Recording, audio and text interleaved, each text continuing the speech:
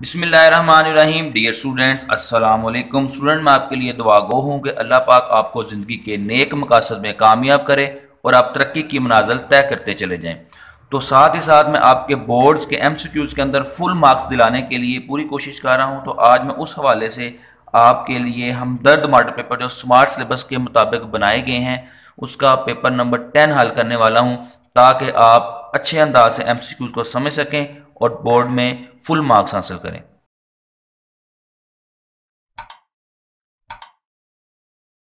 तो जी देखते हैं आज का पहला MCQs। An equation of the type 3 की पावर x प्लस 3 की पावर 2 माइनस एक्स प्लस 6। इस इक्वेशन को हमने देख के बताना है कि ये कौन सी इक्वेशन है, एक्सपोनेंशियल, रेडिकल, रेसिप्रोकल या नन ऑफ दीज। तो जी स्टूडेंट, ये एक्सपोनेंशियल इक्वेशन है।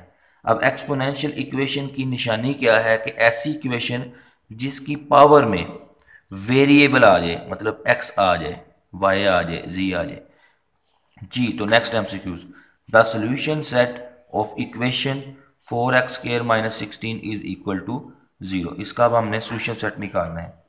इसको आप क्या करते हैं, 4x² is equal to minus 16 को इज इक्वल टू कर दूसरी तरफ ले जाते हैं, ये हो जाता है 16। फिर ये 4x² के साथ क्या हो रहा है, मल्टीप्लाई। तो इधर मल्टीप्लाई, उधर जाके 16 से डिवाइड होगा। तो 16 डिवाइडेड बाई 4 करेंगे तो 4 आंसर आएगा। फिर हमें ये स्केयर नहीं चाहिए, इस स्केयर को ख़त्म करने के लिए हम स्केयर रूट ले लेते हैं बोथ साइड। तो ये कैंसिल, और 4 का जो स्केयर रूट आता है वो प्लस माइनस 2 आएगा। तो इस लिए अब अच्छा, अब यहाँ ये देखें, वो कह रहा है सोल्यूशन सेट, ये बड़ा अहम पॉइंट है। अब ये भी प्लस माइनस 2 है, ये भी प्लस माइनस 2 है, तो क्या करेंगे, सेट के मुताबिक ऑप्शन सी इज करेक्ट। जी स्टूडेंट, नेक्स्ट MCQ है sum of the cube roots of unity is. Sum of cube roots of unity से मुराद है 1 एक रूट है, ओमेगा सेकंड रूट है, और ओमेगा स्क्वायर थर्ड रूट है। तो ये इन तीनों रूट्स को अगर आप प्लस करें तो ये ज़ीरो आता है। तो जी स्टूडेंट, अगर आप चाहते हैं कि इसकी डेरिवेशन सीख लें कि ये कैसे ज़ीरो है, तो उस पर मेरी एक कंप्लीट वीडियो बन चुकी है, वो डिस्क्रिप्शन में आपको लिंक मैं दे देता हूँ। इसी तरह नेक्स्ट है product of cube roots of unity. अब प्रोडक्ट्स यही रूट्स होते हैं, लेकिन अब हम उनको मल्टीप्लाई करना है, यानी कि 1 ओमेगा और omega square is equal to 1। अब इसको अगर आप मल्टीप्लाई करें तो ये ओमेगा क्यूब आ जाएगा। तो omega cube is equal to 1। तो ये है product of cube roots of unity 1। तो सम में आया था 0, तो लिहाजा ये ऑप्शन दुरुस्त है। और प्रोडक्ट ऑफ क्यूब रूट्स में आया है 1, तो ऑप्शन बी इज करेक्ट। तो स्टूडेंट, इन दोनों की डेरिवेशन आपको उस वीडियो में मिल जाएगी कि ये किस तरीके से 1 है और ये किस तरीके से 0 है। जी स्टूडेंट, नेक्स्ट हमारे पास MCQs है, इफ़ u और v and is equal to v और w is equal to k। तो तब इसको हल करके कहता है क्या आंसर आएगा। इसको हल करने के लिए अब हम इनको अलग-अलग इज इक्वल टू k लिख लेंगे। ये मैंने लिखी हुई है वैल्यू अलग-अलग इज इक्वल टू k। अब इसको हम सॉल्व करेंगे, इधर से v जाके उधर मल्टीप्लाई हो जाएगा, तो u इज इक्वल टू आ जाएगा v k के। और इधर जब w को उस तरफ भेजेंगे तो वो उधर जाके मल्टीप्लाई हो जाएगा, जो आ जाएगा w के। अब आपने क्या करना है कि यहाँ से जो v की वैल्यू बनी हुई है ये इधर पुट कर दें, यानी कि जो वैल्यू दूसरी इक्वेशन में पुट हो सकती है उसको पुट करना होता है इसमें। तो यहाँ देखें v पुट हो सकता है क्योंकि यहाँ पर v की वैल्यू बनी हुई है। तो यहाँ मैं v की वैल्यू लगा देता हूँ जो कि है w के। ये v की जगह पर लग गया w के, और साथ ये वाला जो k है वो आ गया। अब अगर आप इसको हल करेंगे तो हो जाएगा w के स्क्वायर, यानी कि u इज इक्वल टू आ गया w के square. u is equal to आ गया w के स्क्वायर। तो option A is correct. Okay जी स्टूडेंट, नेक्स्ट MCQ है the third proportion of x square and y square. x square and y square का हमने थर्ड प्रपोर्शन निकालना है। उसका तरीकाकार होता है x square ratio y square, और थर्ड प्रपोर्शन के लिए सेकेंड वैल्यू को ही रिपीट करना होता है। ये मैंने सेकेंड वैल्यू को रिपीट कर दिया, और थर्ड आपको ही जो जाके ना वो वेरिएबल लगा दें। अब चूँकि एक्स और वाई ऑलरेडी यूज़ हो गया तो इसलिए मैं कोई नया नाम दूंगा फाइंड करने वाली वैल्यू को। यहाँ एक्स नहीं रखेंगे क्योंकि वो मिक्स हो जाएगा। ये दो हमारी वैल्यूज़ थी, इनको हमने अरेंज किया रेशियो में, प्रोपोर्शन में। अब इसको हल करेंगे। ये मीन वैल्यूज होती हैं दरमियान वाली और बाहर वाली एक्सट्रीम होती हैं। तो प्रोडक्ट ऑफ एक्सट्रीम, एक्सट्रीम का प्रोडक्ट ले लिया, ये इज इक्वल टू होता है मीन का प्रोडक्ट, यानी कि Y square multiply by Y square. अब यहाँ से हमें जी की वैल्यू फाइंड करनी है, तो एक्स स्केयर को इक्वल के दूसरी तरफ ट्रांसफ़र करेंगे। तो ये जी इज इक्वल टू आ जाएगा वाई की 4 ओवर एक्स की 2, वाई की 4 ओवर एक्स की 2, वाई की 4 ओवर एक्स की 2। Option C is correct. Move to next MCQs. MCQs number 7. A fraction in which the degree of the numerator, इसमें जो की वर्ड है वो न्यूमिनेटर है, is less than the degree of denominator. Denominator और numerator में हमने कंपैरिजन करना है और न्यूमिनेटर की जो डिग्री है वो लेस होनी चाहिए, यानी कि x plus 1 over x square plus 1। अब इसमें आप देखें ये न्यूमिनेटर है, इसकी डिग्री 1 है, ये डिनोमिनेटर है, इसकी डिग्री 2 है। तो हमने ये कंडीशन बना दी है लेस देन डिनोमिनेटर। तो इसको हम क्या बोलते हैं, प्रॉपर फ्रैक्शन। तो option D is correct. Move to next MCQ number 8। The set having only one element, ऐसा सेट जिसके अंदर सिर्फ एक ही एलिमेंट हो, यानी कि अगर ये एक मैं सेट लिखता हूँ तो अगर इसके अंदर मैं ज़ीरो लिख दूँ तो ये स्टूडेंट ज़हन में रखना है ये ज़ीरो एक एलिमेंट है, ये खाली सेट नहीं रहा। अब तो जिसमें एक एलिमेंट हो उसको हम सिंगलटन सेट बोलते हैं। ज़रूरी नहीं यहाँ पर ज़ीरो हो, कोई भी एक नंबर हो सकता है। जी स्टूडेंट, नेक्स्ट एमसीक्यूज है cumulative frequency table is also called, यानी कि ये क्यूमुलेटिव फ्रीक्वेंसी टेबल का दूसरा नाम पूछना चाह रहा है। तो ये मैं चैप्टर वाइज जो मेरी वीडियोस में डिटेल के साथ ही मैंने समझाया है, इधर आप इसको याद रख लें कि क्यूमुलेटिव फ्रीक्वेंसी टेबल का दूसरा नाम है less than cumulative frequency distribution. So option C is correct. Okay, उसके बाद नेक्स्ट एमसीक्यू नंबर है 10।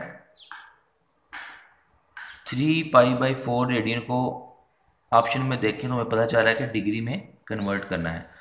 तो 3π/4 को रेडियन में कन्वर्ट करने के लिए, उसमें डिग्री में कन्वर्ट करने के लिए 180/π से मल्टीप्लाई करेंगे, इनको कट कर देंगे, पाई से कैंसिल हो जाएगा, और इनको भी अब अगर इस तरीके से आपको मुश्किल लगे तो आप कैलकुलेटर से हल कर सकते हैं। तो 135 डिग्री इसका आंसर आएगा। तो option B is correct. The area of a triangle is, तो जी स्टूडेंट ये मैं एक ट्राइंगल बनाता हूँ, अब कह रहे हैं इसका एरिया फाइंड करना है। तो ये मैंने राइट एंगल ट्राइंगल बनाई है क्योंकि ऑप्शंस में उसका जिक्र हो रहा है। तो 90 के जो सामने होता है वो एच होता है, हिपोटेन्यूज होता है, और दूसरी जो साइड्स होती हैं उनमें से एक को बेस और एक को परपेंडिकुलर कहते हैं। तो जी स्टूडेंट एरिया फाइंड करते हुए हम परपेंडिकुलर को और बेस को मल्टीप्लाई करेंगे। तो परपेंडिकुलर मल्टीप्लाई बाय बेस, और जब आप इन दो वैल्यूज़ को मल्टीप्लाई कर देंगे फिर आप इसको हाफ कर देते हैं। क्यों हाफ करते हैं, क्योंकि अगर आप इन दो ट्राइंगल्स को जोड़ दें तो ये देखें ये एक रेक्टेंगल बन जाती है, और रेक्टेंगुलर का जो एरिया का फार्मूला होता है वो लेंथ मल्टीप्लाई बाय ब्रेथ होता है। तो अगर आप गौर करें तो लेंथ की जगह पर बेस आ रहा है और ब्रेथ की जगह पर पी आ रहा है। तो ये उसके रेक्टेंगल में होता है कि लेंथ मल्टीप्लाई बाय ब्रेथ, और अगर रेक्टेंगल को हाफ कर दें तो वो ट्राइंगल बन जाती है, तो इसलिए उसके साथ हाफ लगाया जाता है। और इधर एल की जगह पर बी आ गया है और बी की जगह पर पी आ गया है। तो ये ट्राइंगल का एरिया का फार्मूला बन चुका है, 1/2 परपेंडिकुलर मल्टीप्लाई बाय बेस। तो 1/2 बेस मल्टीप्लाई बाय परपेंडिकुलर एक ही बात है। तो इसलिए option C is correct. Student next MCQs है right bisector of the chord of a circle always passes through the dash. अब मैं इसको आपको डायग्राम के जरिए समझाता हूँ। ये देखें, एक सर्कल है और उसका जो हमारे पास कार्ड है वो ए बी है, और जो राइट बाइसेक्टर है वो सी ओ है। राइट बाइसेक्टर मतलब वो 90 का एंगल बना रहा है और ए बी को 2 इक्वल पार्ट्स में कट कर रहा है। तो वो कह रहा है कि वो फिर जो सी ओ आपका राइट बाइसेक्टर है वो कहाँ से गुजरेगा। तो ज़रा ये गौर करें, ये ओ सेंटर है, तो ये सेंटर पे आया है, तो इसलिए रेडियल सर्किल सेंटर, तो वो सेंटर से गुजरेगा जो राइट बाइसेक्टर है। MCQ number 13, two tangents drawn to a circle from a point outside, ये कीवर्ड है point outside, it are of dash in length. अब ये इनको पूछना चाह रहा है लेंथ कितनी होगी। ये देखें, ये मैंने डायग्राम ड्रा कर दी है। ये एक सर्कल है, वो जो आउटसाइड पॉइंट है सर्कल से उसको मैंने पी कहा है। उस पॉइंट से मैंने दो टेंजेंट्स ड्रा किए हैं जो कि पॉइंट ए और पॉइंट बी पर सर्कल को टच कर रहे हैं। फिर मैंने स्केल लेकर उनकी लेंथ्स को मेजर किया यहाँ तक, तो वो 4.2 और 4.2 निकले हैं। तो इसका मतलब है कि उनकी जो लेंथ्स होंगी वो क्या होंगी, इक्वल। तो जी student option number B is correct. उसके बाद MCQ number 14, out of two congruent arcs, congruent arcs mean ऐसी आर्क्स जो दोनों लेंथ में इक्वल हों। तो फिर क्या होगा, if one arc makes a central angle of 30, उस एक आर्क में से अगर एक 30 का एंगल बना रही है, then the other arc will subtend the centre angle. तो फिर दूसरी क्या आर्क जो एंगल होगा सेंटर वो क्या होगा। तो ये मैं फिर डायग्राम बना दी हुई है। ये एक आर्क थी ए बी और एक दूसरी आर्क है सी डी। अब ये दोनों लेंथ में इक्वल है, तो पहले का सेंट्रल एंगल अगर 30 है तो जब दूसरे का भी सेंट्रल एंगल बनाएंगे, ये सेंट्रल एंगल मैं बना रहा हूँ ये, तो ये भी क्या होगा, 30 का होगा। तो जी student option number B is correct. Last MCQ of this model paper, the portion of a circle between two radii and an arc. तो कीवर्ड क्या हुआ, दो रेडियाई लेने हैं और उसके दरमियान जो जो आर्क आएगी उसका पोर्शन क्या कहलाएगा। ये मैंने इसकी डायग्राम ड्रा की है।